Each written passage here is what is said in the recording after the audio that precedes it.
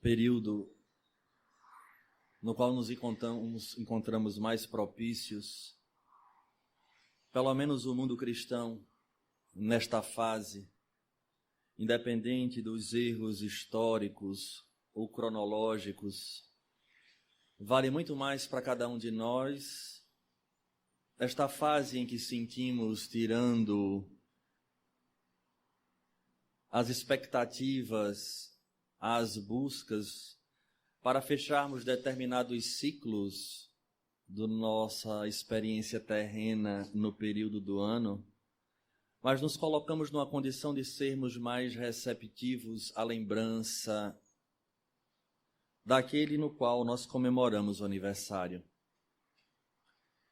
E é indiscutível que uma casa espírita, tendo como a centralidade a figura inesquecível de Jesus, opte por trabalhar o Jesus em vários aspectos, e neste mês pensamos na tríade do qual ele próprio fala no Evangelho: eu sou o caminho da verdade e da vida. Hoje o aspecto que nos foi proposto foi falarmos de Jesus, a vida. Não no sentido da biografia, indiscutivelmente, mas, acima de tudo, qual é essa perspectiva no qual o Mestre nos traz o entendimento a esta frase na ótica espírita. E, obviamente, como toda lição, sabemos das nossas limitações nestas análises, porque, como são suas palavras de vida eterna, na medida em que amadurecemos o entendimento e maturamos o nosso espírito, parece que vamos a cada dia redescobrindo aquilo que ele queria falar. E talvez no momento em que a gente fale sobre Jesus, a vida, as nossas fuligens religiosas de outrora, talvez da atual existência sejamos jogados quase que de imediatamente para aquela crença quase cega, não passando pelo crivo da razão e do entendimento de buscar em Jesus a vida. É a vida perfeita. E aí surge quase que de imediato a perspectiva de que com ele os caminhos se tornam mais fáceis, os objetivos são atingidos de maneira mais eficiente. De tal forma que essa frase ela se volta muito mais para o campo religioso, sem um eco da nossa razão, logo não encontrando em nós uma prática verdadeira, plausível e concreta para os dias contemporâneos.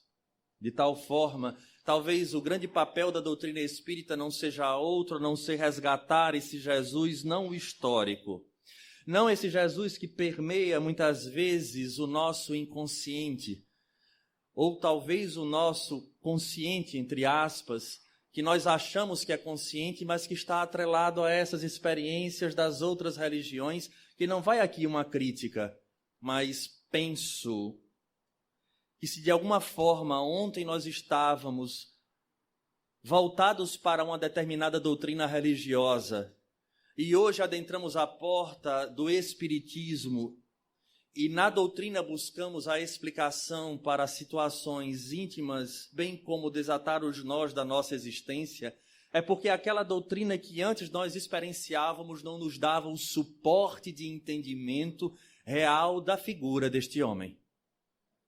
Então, precisamos observar esse nosso processo evolutivo, não na questão da evolução somática, mas, acima de tudo, desse espírito que nós somos e percebermos nessa condição de vê-lo como a vida, de tal forma que esta perspectiva da vida valha para nós hoje. Talvez desde o momento da nossa conversa em que vamos escutar algumas coisas, mas em especial quando atravessarmos aquela porta, para que essa perspectiva mitológica deste homem de uma vez por todas caia por terra e ele apresente-se tal qual ele deve ser para cada um de nós, como um professor, um mestre amigo, que busca, através da sua biografia, lecionar o roteiro seguro para atingirmos a vida que todos nós pensamos, quando na verdade talvez ele lance sobre esse fato um outro ângulo. É tão interessante porque quando nós vamos olhar para a raiz judaica cristã, vamos perceber que o contrário da vida, obviamente, é a morte. Mas nesta relação existe uma mensagem subliminar que nos diz que a morte nada mais é, e isso está muito palpável nas religiões cristãs tradicionais, que a morte significa pecado. Toda vez que nós estamos em pecado, nós estamos em morte. E é tão real que surge a figura lá na frente do batismo em que morre o homem velho para nascer o homem novo, de tal forma que Jesus passa a ser a vida, porque de alguma forma ele elimina a condição do pecado, e na hora em que elimina a condição do pecado, surge para nós esse contexto que todos nós queremos. E durante séculos e séculos, nós caminhamos na história dessa forma. E não são poucas as vezes que nós trazemos essa fuligem de tal maneira quando a vida se nos apresenta de forma um pouco amarga, ou trazendo os percalços que todos nós iremos enfrentar enquanto nesta escola chamada Terra, nós ficamos perguntando o que foi que nós fizemos contrário a esta perspectiva divina que Ele nos deu como troco o pecado. E é tão real que nós elegemos um indivíduo durante a história para que ele levasse a culpa que chega até nós, porque ele campeia o mundo buscando nos influenciar para a queda. Essa queda nos levando à morte, nos afastando daquele que é a vida. Seria a figura do diabo, do Satanás, dos espíritos obsessores talvez na doutrina, para aqueles que talvez não se aprofundem tanto e queiram fazer um paralelo. É essa a história. E por conta disso vem, obviamente, aquele que está em risco de morte precisa normalmente ser salvo. Daí você só é salvo se você aceita a figura de Jesus como sendo o seu Salvador, porque mais uma vez ele livra da morte. E aí nós observamos esse jogo dos opostos de vida e de morte. Mas veja que interessante que essa perspectiva, de alguma maneira, ela parte da terra para a espiritualidade. Em nenhum momento ela surge da espiritualidade para a terra, porque nessa visão nós nascemos a partir do instante em que há o encontro das células germinativas e surge ali um ser. E este ser sem passado agora passa a enfrentar um mundo repleto de dificuldades, encontrando na perspectiva da mensagem cristã o roteiro para a vida.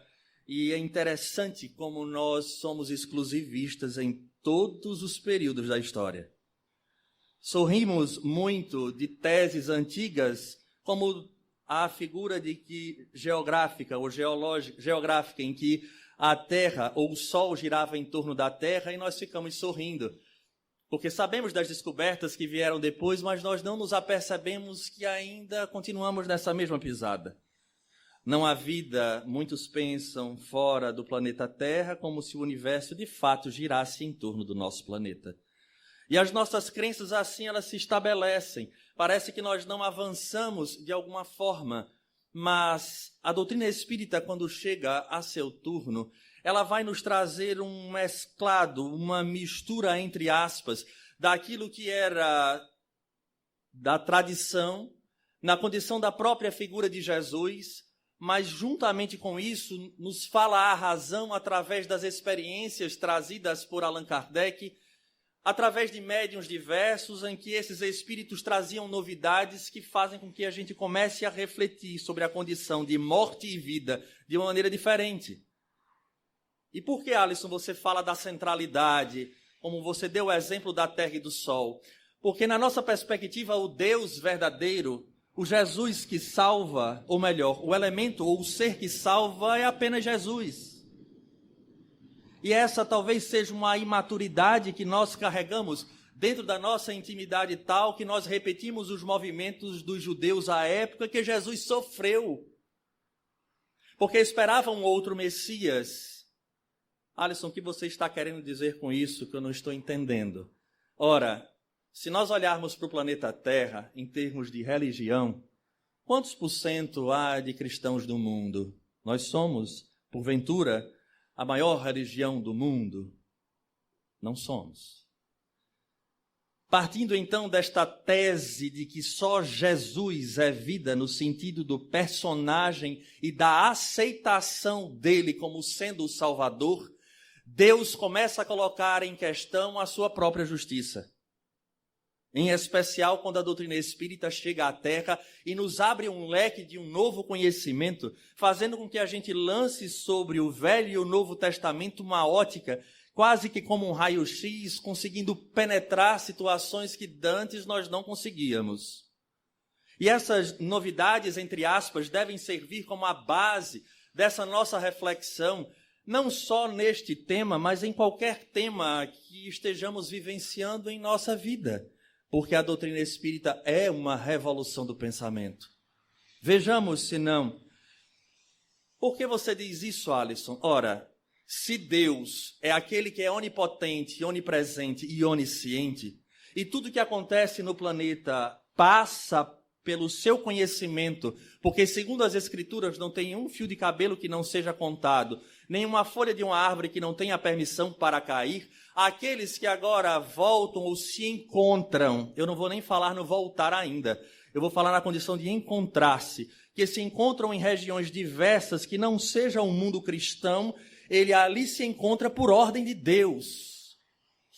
Logo, encontra-se condenado, tendo em vista que não conhecem a figura de Jesus, tal qual nós o conhecemos. Então temos um problema sério. Conversávamos há uma semana atrás, 2 semanas, com uma pessoa que se dizia, e se diz, perdão, católico, daquele diz, Alisson, eu admiro a doutrina espírita, mas eu entro em choque com alguns princípios, dos quais, dentre eles, a condição de vocês não aceitarem Jesus como o único Salvador. Eu disse, mas em nenhum momento nós não aceitamos. A condição é a forma com que a gente enxerga essa perspectiva de ser o Salvador, porque só se salva quem está em perigo. E nós estamos em perigo por quê? Não é a condição dele, deve ter algum mecanismo. E ele insistia nesta tese, e nós estamos apresentando e partilhando com vocês aquilo que nós dividimos com ele. Eu disse, ora, na doutrina católica, do qual eu fiz parte, eu aprendi que Deus é onipresente e onisciente. Ele é unitudo. Então você concorda comigo que alguém que nasce em outro local foi permitido por ele? Porque se o nascimento é algo divino e a vida é algo que deve ser preservada, isso é um ponto pacífico para todo cristão. Ora, ele agora não vai conhecer Jesus, porque ele está num mundo, por exemplo, árabe, que conhece a figura de Jesus, mas não na perspectiva cristã, porque para lá ele é um profeta. Então esse espírito agora está perdido. E aí a pessoa começou a ficar meio que ensimesmada com o que a gente falava. Eu disse, é bom você começar a refletir no mecanismo que existe para que a gente compreenda que Jesus é a vida. De que vida é esta? Será que ele falava para essa condição em que vivemos? Ou será que a perspectiva que ele lança, como ele próprio dizia, que se o reino dele não é deste mundo, as lições dele não estavam relacionadas para nós na personalidade que nós somos, mas do Espírito eterno. E aí sim, caso contrário, seria uma mensagem que valeria por uma temporalidade. E quando a gente morresse, desencarnasse, deixava de ter valia. É só raciocinar. E não há chave dentro da perspectiva cristã tradicional que consiga resolver este quebra-cabeça, a não ser uma tese, que aí os espíritos começam, pelo conceito simples de Deus, nos mostrando agora a figura paterna, mas avançando para uma inteligência que coordena e orquestra todo o universo, todo, do qual nós fazemos parte. Somos uma partícula do universo, que estamos sob a égide dessa inteligência. A partir daí, obviamente, a doutrina espírita avança e vai nos trazer um grande paradigma, que talvez comece a solucionar este quebra-cabeça para entendermos o que Jesus quis dizer quando se relacionava a ele próprio como sendo a vida. Ora, a nossa realidade material, ela não inicia enquanto na matéria, ela inicia enquanto na espiritualidade. Estamos na erraticidade, saímos da mão do Criador simples e ignorantes. Somos espíritos e estamos com um corpo. Há uma grande diferença, porque quando retornamos a essa matéria, as experiências, as heranças que nós trazemos de outrora, das nossas mortes, por conta de fugirmos a uma lei, vem marcada na nossa própria intimidade, na qual expressamos no corpo físico, e a partir dali chegamos à Terra novamente, já trazendo toda uma bagagem reencarnatória, sendo acolhido por braços que nem sempre são aqueles que nós gostaríamos de preferência, mas que com certeza para todos nós são os braços fundamentais para que venhamos a atingir a vida que a gente quer. Porque a doutrina espírita já abre para nós essa perspectiva. Como espírito, iremos encontrar no Evangelho, segundo o Espiritismo, quando fala lá sobre honrar pai e mãe, dizendo que há situação lá no mundo espiritual, diante das dores, nós sofremos bastante por conta deste ciclo que eu poderia ter iniciado pela terra, como poderia ter iniciado como espírito. Porque sendo um ciclo, ele se repete. E lá diz que nós, diante de situações tais, nós resistimos ao momento do reencarne. Passamos um bom período trabalhando e estudando na espiritualidade para retornar, às vezes, nos braços e no meio daqueles que nos são caros para a consciência, mas nem sempre para os sentimentos. E assim acontece, até o momento em que a espiritualidade trabalha de maneira peculiar para que haja um acordo mínimo e tenhamos a permissão para retornarmos ao palco terreno. Quando aqui chegamos, então, já trazemos uma história. Já estamos marcado por aquilo que nas religiões tradicionais nós chamamos como pecado original, porque o pecado é a morte. O saldo, o salário do pecado é a morte. Quem aqui nunca passou numa religião tradicional e nunca ouviu isso? Mas é a realidade. Porque não é a morte no seu sentido físico de morrer, mas porque a perspectiva da morte é uma punição, entre aspas, quando Deus depara-se com a figura de Adão e Eva e por conta da desobediência à lei, porque ele havia estabelecido uma lei esta que de fato é um pouco complicada, porque nós somos do contrário, assim nós somos frequentemente do contra, pode comer tudo, menos daquela árvore, só dá vontade de comer aquela, nós somos assim. Olha, você pode comer tudo, menos doce. Você não tem nem vontade de comer doce, mas só pelo fato de estar proibido já dá vontade. Só, olha, não é bom, mas eu não como, mas só o fato de dizer, você já... Mas rapaz, quando eu perco a possibilidade de, parece que isso desperta uma coisa de ser rebelde. É impressionante a nossa história de fato. Então, na hora em que, naquela figura de linguagem, Adão e Eva foge à lei que foi estabelecida, e atravessa na figura da serpente. Sempre tem que ter o culpado. Ainda hoje a gente faz isso, né? Eu fiz porque fulano, eu fiz porque aconteceu a situação. A gente sempre dá um jeitinho de encontrar alguém para carregar junto conosco. Não é bom estar só, né? A gente sempre vai encontrar para aliviar um pouco a nossa consciência. Porque a gente não se apercebe que ali Deus se surpreende. Eu acho tão interessante, né, essa questão da imagem. Porque se nas religiões tradicionais Deus é onisciente, onipresente, onipotente, Deus não sabia que Adão e Eva iam se equivocar, então tem alguma coisa errada. Mas ele não era nesse instante quem sabia de tudo, e agora naquele momento do ato ele não sabia mais, tem que ter alguma coisa de errada. Tem alguma coisa errada aí. E é exatamente isso que a gente começa a destrinchar de maneira muito bonita, quando percebemos que o nosso reencarne, o nosso voltar para a terra, e quando nós bradamos no momento de cortar o cordão umbilical e que os espíritos dizem que é um momento, muitas vezes, que o espírito ali, ele grita porque voltou para um palco onde para ele será repleto de provas e expiações. E a família toda se alegra. O espírito chora e a gente se alegra. Aí o espírito lá no final vai embora feliz porque liberou-se do cárcere e a família chora. Nós somos um paradoxo formidável, né? Acho que a divindade diz assim, não dá para entender. Eu fiz, mas para entender está difícil, né? Deve ser isso. Mas é exatamente isso. Quando corta o cordão umbilical, que o espírito brada a chegada na terra com todos os seus receios, porque houve um preparo na espiritualidade. Nós estamos ali no famoso Éden. é o pecado original. Só que não naquela perspectiva de Adão e Eva. Não é isso. É porque ali já vem o Espírito trazendo toda uma carga de ação pretérita que vai exigir dele agora uma maturidade espiritual para que ele atinja uma meta evolutiva. Veja a sapiência divina. Não importa se ele estará vinculado ao cristianismo na figura de Jesus, porque não é o personagem, é aquilo que ele trouxe. E o que ele trouxe ecoa, reverbera no universo inteiro, porque é a lei divina. As nossas experiências foram experiências de pessoa.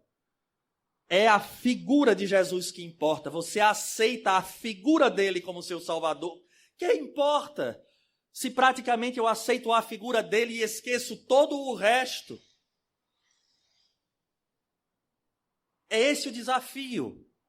Então nasce ali fruto do pecado. Não foi do ato que gerou. Foram do ato que nós praticamos ontem. E aí chega à terra aquela figura, como cada um de nós, trazendo os nossos pecados originais. Originário de outra experiência. Mas seria injusto por demais se nós permanecêssemos assim, os espíritos dizem. Enquanto na espiritualidade, o que eles chamam de erraticidade, que é o período, o local onde nós espíritos ficamos neste período de intervalo, o livro dos espíritos vai nos dizer que é chamado de erraticidade. Então a gente está se preparando para a maratona reencarnatória. A gente estuda, a gente trabalha, e é observado o momento exato para a reencarnação, eles dizem. Porque Kardec, curioso como era, quanto tempo se passa na erraticidade? Parece que Kardec tinha uma certa ansiedade. 1 ano, 2 anos, 3 anos, 5. Os espíritos dizem, não, normalmente o período é longo. Pode acontecer deste reencarne ser rápido, mas isso é exceção, não é regra. E é neste período a espiritualidade nos dá a condição desse preparo, dessa maratona, para que a gente volte à Terra e agora se depare novamente com pessoas e situações que irão gerar para nós o despertar do nosso ontem. E aí é que a doutrina espírita contribui para compreendermos a vida do qual Jesus falava. Não é apenas o fato do viver, do fato de ganhar de maneira diferente dos demais, porque nós acreditamos e agora as veredas se abrem para que a gente atinja as nossas metas. Não é nada disso. Porque a perspectiva cristã, ela não se dá na terra. A perspectiva cristã, ela deve ser observada como mundo espiritual. E essa é a nossa dificuldade. Porque durante séculos e séculos, a nossa força, os nossos investimentos, o que nós colocamos aqui é para termos êxito dentro deste período, do berço ao túmulo. E aí vem a surpresa, do qual nós aqui já tivemos várias e várias vezes. Inclusive, chego a ousar em dizer que aqueles que hoje adentram o Espiritismo é porque, de fato, já se encontram num certo grau de maturidade, com uma potência, com potencialidade para mudar verdadeiramente o seu mundo íntimo. É a universidade do Espírito. Por que, Alisson, você diz isso? Porque nós tiramos as alegorias. Nós não nos preocupamos mais com determinadas situações. O exercício agora é pessoal e intransferível. É ter a capacidade de olhar para o cenário que nós estamos imersos, onde cada um pode fazer esse exercício. A começar pela família em que se encontra. Filhos que muitas vezes não são compreendidos, entre aspas, pelos seus pais e vice-versa. Ou filhos que trazem determinados vícios que não conseguem superar a barreira deste arrastamento e não encontraram nos seus pais talvez este eco, porque os pais conseguiram talvez superar este ontem, mas agora recebe o resultado de outro tempo. Porque esses filhos que se equivocam hoje não são poucas vezes aqueles que foram frutos da influência dos atuais pais em outros momentos, de tal forma que os pais recebem em seus braços novamente aquele espírito que um dia ele empurrou a cair. Vai vendo o cenário. A vida, então, ela se torna muito complexa, principalmente quando debaixo daquele mesmo teto, com suas dificuldades de relacionamento e surpresas que nem sempre são agradáveis. Mas isso se estende extramuros, e agora a gente vai para o próprio contexto de vida, de situações que nos surgem, que nem sempre estão atrelados a estar desatento, mas situações que não nos pedem licença e que acontecem. Allan Kardec, de maneira muito peculiar, vem nos falar de duas grandes realidades, no qual vai nos mostrando que a vida de fato depara-se um dia, frente a frente, na essência das lições de Jesus. Por isso ele dizia, eu sou a vida. Ele vai dizer, em primeiro lugar, das causas atuais das aflições. Veja que interessante. E logo em seguida, das causas anteriores das aflições. Nós espíritas adoramos essa fuga. Tudo o que acontece conosco é fruto do ontem. E Allan Kardec nos coloca como primeiro ponto aquilo que é consequência dos frutos do hoje. Mas isso merece de nós uma atenção profunda, porque até esses equívocos do hoje, aquilo que eu me equivoco hoje, normalmente é fruto de uma tendência que eu trago do ontem. Nós observamos irmãos univitelinos, obviamente, geneticamente, filhos do mesmo pai, sob a mesma influência e com atitudes totalmente diferentes, tendências totalmente diferentes. É porque não é a genética que fala, é o espírito que está trazendo ali a sua história, logo as suas tendências. E diante das provas que a vida apresenta, agora é a hora de decidir entre repetir o que já se fez e chegar no mesmo fim, ou optar por fazer diferente. E é neste instante que fazer diferente apresenta-se a figura indiscutível de Jesus de Nazaré. E a nossa dificuldade vem agora, que é decifrar aquilo que Jesus faz para ser o nosso código de conduta. É isso. Porque cada vez que nessa perspectiva tradicional pecado significa morte, na visão espírita é apenas em dizer outras palavras. No momento em que a gente foge à lei, há consequências tanto quanto aconteceu com Adão e Eva na figura mitológica cristã. É isso. Por isso Jesus passa a ser vida. E a casa espírita apresenta um local onde nós podemos conhecer a lei e entender Jesus como mestre. Não adianta no sentido vulgar do termo adorá-lo. Por que vulgar, Alisson? Porque existe uma lei chamada lei de adoração e que não nos cabe aqui fazer análise da lei. Mas em termos vulgar, não adianta dizer que ele é o Salvador, ele é a figura, ele é isso, ele é aquilo. Ele não está preocupado, porque eu quero dizer uma coisa a todos. Ele próprio diz isso, eu sou. Ele fala. Então ele já sabe. A condição é se nós entendemos agora que o que ele traz para a gente é para ser utilizado no dia a dia. E aí vem a experiência da vivência, que a beleza da doutrina está em nos apresentar de maneira muito suave algumas vezes e muito duro outras vezes, em que é que nós estamos errando para chegar onde nós chegamos, aqui na Casa Espírita. Talvez se fizéssemos uma enquete rápida aqui, que não estamos fazendo, mas perguntássemos a cada um que fez com que você adentrasse por aquela porta, muitas vezes vencendo os seus medos interiores. Olha, você vai numa casa espírita hoje, rapaz, eu não sei. Sei não se eu vou não. Sei lá o que é que eu vou encontrar. Vai que passa um espírito ali por mim. Vai que eu vejo alguém se manifestando.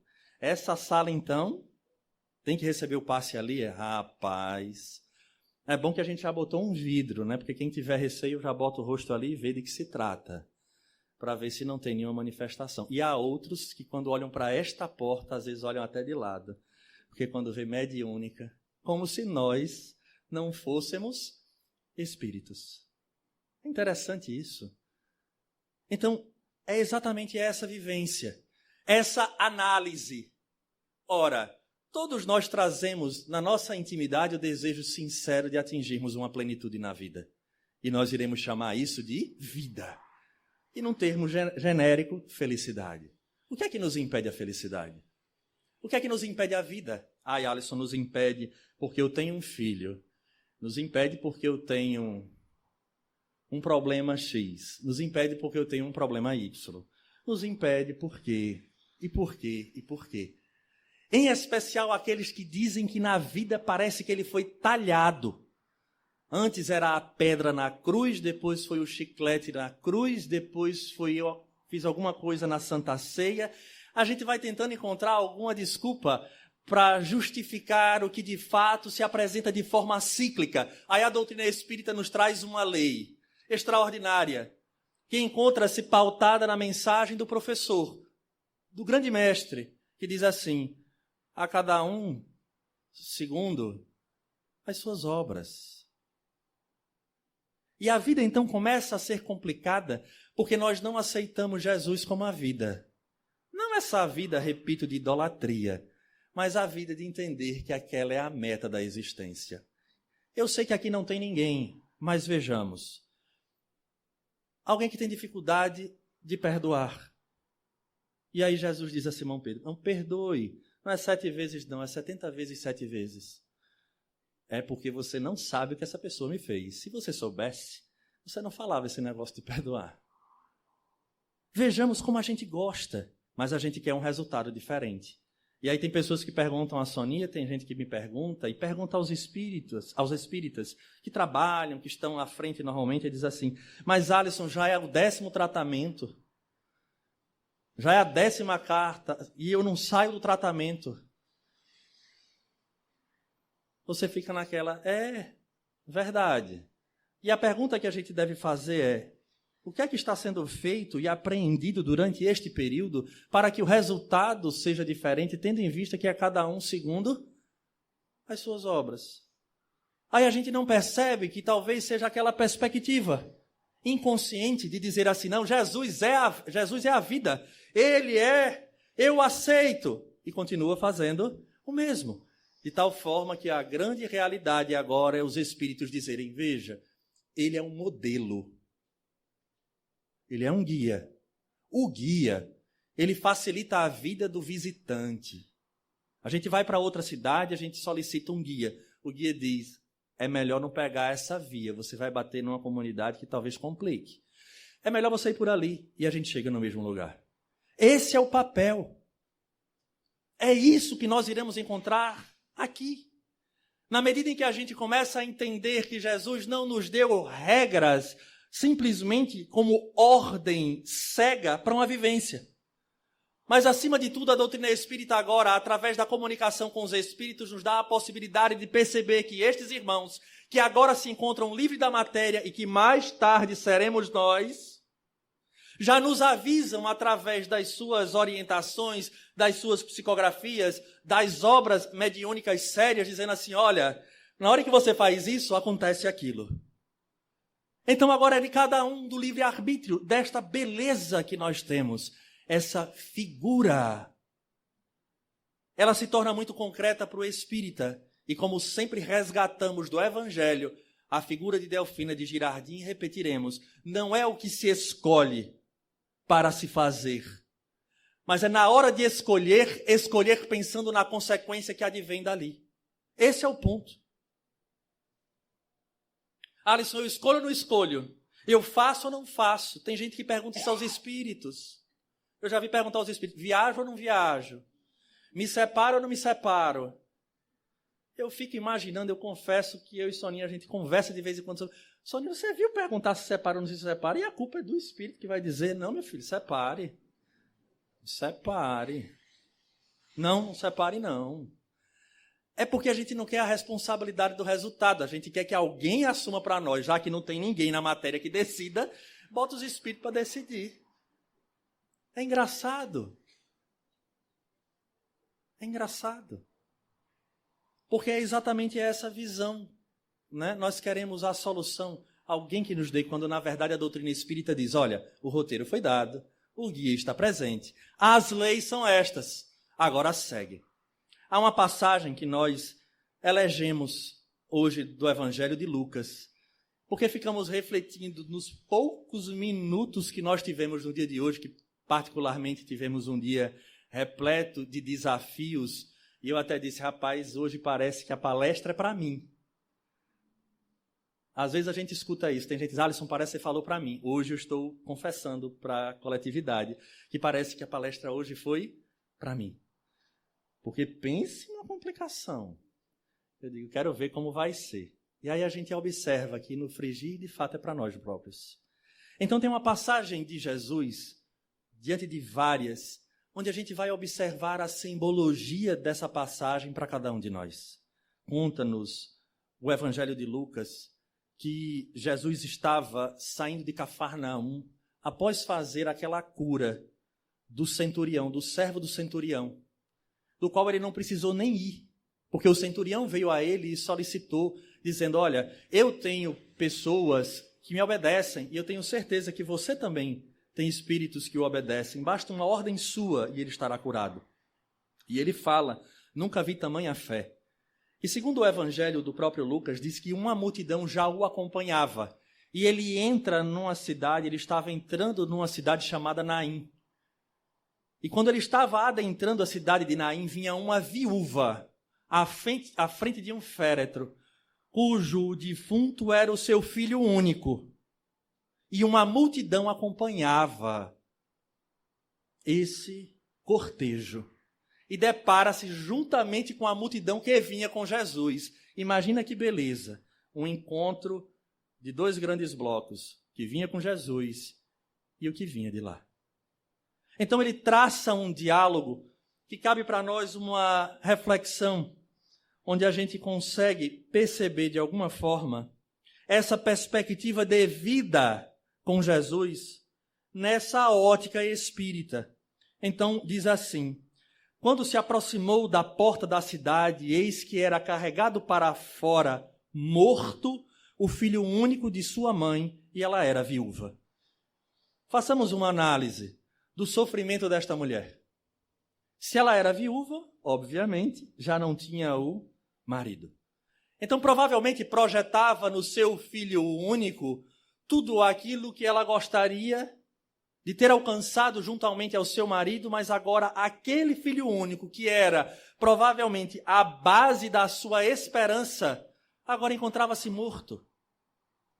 Normalmente, quando nós nos encontramos no auge de um sofrimento, nós perguntamos de fato o que é que Deus quer conosco. O que foi que a gente fez? Que situação tão difícil é esta? Porque e agora? Diante deste cenário, e são poucas as pessoas que neste instante de dor e desespero esquecem da figura de Jesus, das suas lições, quando ele nos fala no Sermão do Monte, que não se turbe o vosso coração. Observai os pássaros dos céus, os lírios do campo. Eles não tecem, e nem mesmo Salomão, em toda a sua glória, vestiu-se como um deles. A cada dia basta o seu mal. E hoje nós vemos uma sociedade doente, de ansiedade, uma sociedade que não suporta, às vezes, o resultado das próprias plantações e querem buscar a cura, a vida, em outras situações que nos levam à morte. Por que a morte, Alisson? Porque ao invés de renovar a esperança, serão novas dores e novas decepções. Então imagina esse cenário de dor. E se provavelmente uma multidão vinha atrás desta mulher, é porque provavelmente as pessoas ali estavam compartilhando, entendendo, vivenciando um pouco a dor dela, que é também pessoal e intransferível. Podemos ter pessoas aos nossos lados, mas a nossa história, ela é única. E aí Jesus, então, vendo-a, o Senhor compadeceu-se dela e disse-lhe, não chores. Imaginemos a cena. Qual o recado está sendo dado quando se fala de Jesus à vida? Por mais difícil que seja a nossa situação, por mais desafiadora que esteja, primeiro, não há injustiças. Há uma razão de ser, que nos convida a refletir quais estão sendo as nossas ações e as nossas plantações. E nos convocam, através da dor, a sairmos da zona de conforto e darmos passos, talvez que nós não gostaríamos de dar. Mas ele não olha a personalidade, ele olha o espírito que quer ser feliz. E o roteiro é aquele, talvez de uma estrada repleta de espinhos, mas não nos abandona. E a palavra é clara, não chores. Nos lembrando, você não está só, nós não estamos a sós. É preciso ter um pouco de confiança também. Aproximando-se, tocou o esquife.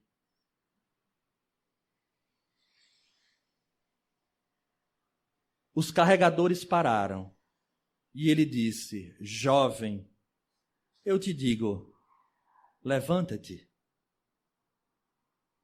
Imaginemos a cena diante de dois grandes grupos. Esse homem tocar o esquife, as pessoas que carregavam, eu vou usar o termo caixão, que para nós é dentro da nossa tradição, eles param. Lembremos que Jesus até então estava na sua passagem. Não havia Instagram, Facebook, rede social. Jesus ia se fazendo conhecido. E ele chega àquela cidade. E ele para o enterro. Toca e dá uma ordem. Jovem, levanta-te. O morto sentou-se e começou a falar. Confesso que eu fico pensando, não ficava um, né? Ia ser o dia que corria todo mundo. Mas o que vale é a simbologia. Observem qual era a grande dor daquela mulher. Qual era o elemento de sofrimento? Qual era o elemento, talvez, para ela, de uma divisão entre a desesperança e a esperança? Entre o amanhã e o não amanhã. Mas, Alisson, por que não amanhã? Porque numa visão material limitada, há pessoas que diante do desespero é tamanho que esquece que é espírito. E nessa hora em que o indivíduo esquece que ele é espírito e que todas as dores e os sofrimentos não se encontram instalados no corpo, mas na alma, há aqueles que lamentavelmente buscam pela porta do suicídio e sofrem de maneira horrível do lado de lá. E é descrito muitas situações, mas os espíritos são profundos e felizes, precisos na resposta. Por que os suicidas sofrem? Porque eles se decepcionam. O maior sofrimento do suicida é a decepção. Porque a dor está instalada na alma. E na hora em que ele ceifa a existência, ele chega do lado de lá com a intensidade das dores agora multiplicadas. Porque se o corpo antes atenuava de alguma forma o que o espírito sentia em forma de angústia, agora não tem mais corpo para, de alguma maneira, aliviar este sofrimento. E ele sente a mesma angústia, agora numa intensidade ímpar. Aí está porque Jesus é a vida. É a sua mensagem, é o roteiro. É o toque da desesperança para a esperança. É o aguentar um pouco mais. Que aquela mulher passa o seu tempo velando o seu filho para ali enterrar e ele chega no momento exato. Porque a divindade, segundo a doutrina espírita, Deus é a inteligência suprema. Soberanamente justo e bom, ele não erra, nem se atrasa. E é naquele momento em que ela vai inumar o seu filho, colocar ele para a terra, que a divindade chega, compadece-se, porque sabe que de fato aquela criança, aquele jovem não se encontrava neste estado. Aí é um outro estudo, que não nos cabe aqui, porque a verdadeira mensagem não é a condição de devolvê-lo à existência. O foco é a viúva. O foco não é o jovem, é ela que sofre. Foi por ela que ele se compadeceu, não foi por ele. Mas ele era jovem, em nenhum momento o evangelista fala. Diz que ele se compadece dela. Porque a divindade sabe o que nós estamos passando, sabe das nossas dores, mas ao mesmo tempo, para nós espíritas, foi nos dado o roteiro, foi nos apresentado a figura de Jesus. Alisson, mas não é fácil segui-lo, mas nunca foi. Em que momento da história foi fácil? O mundo sempre foi convidativo. E nós sempre quisemos, a vontade é essa, servir a dois senhores. A gente quer agradar aqui, mas não quer perder aqui. É assim. Essa é a nossa história. Quando nós decidirmos de fato a compreender esta figura e deixar que ele se aproxime desse nosso esquife moral, aí há a mudança. Da desesperança para a esperança, da impaciência para a paciência, das dores para a compreensão, de tal maneira que agora a gente possa dar o tempo correto para a divindade nos dar de retorno a plantação que nós estamos fazendo agora. Porque, de fato, nós já não mudamos o ontem, mas é indiscutível que quando nós agimos agora, já estamos mudando o nosso amanhã. Por isso, Jesus é a vida.